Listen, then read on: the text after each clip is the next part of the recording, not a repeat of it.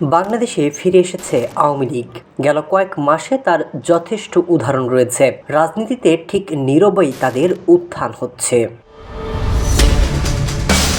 BNP সরকার ক্ষমতায় আসার পর থেকে জেল থেকে মুক্ত হয়েছে অসংখ্য আওয়ামী লীগের কর্মী। সর্বশেষ ডক্টর শিরীন শারমিনের কারামুক্ত হওয়ার খবর চোখে পড়েছে। তবে তথ্য বলছে আওয়ামী লীগের শত শত কর্মী কারামুক্ত হয়েছে, যাদের জন্য তদবির করছে খোদ বিএনপি নেতারাই। কার্যক্রম নিষিদ্ধ আওয়ামী লীগ দেশের রাজনীতিতে ফিরে এসেছে বলে মনে করছেন অন্তর্বর্তী সরকারের সাবেক তথ্য উপদেষ্টা মাহফুজ আলম।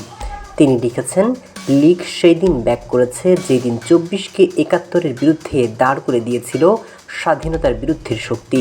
লীগ সেই দিন ব্যাক করেছে যেদিন থেকে ডানপন্থীদের উত্থানের জন্য অভ্যন্তরীণ সরকারের লোকজন কাজ করা শুরু করেছে। এভাবে তিনি ২০টি কারণ ব্যাখ্যা দিয়েছেন। এদিকে যখন ছাড়া পাচ্ছে আওয়ামী লীগের কর্মীরা, অন্যদিকে জোরালো হচ্ছে লীগের প্রচার প্রচারণা।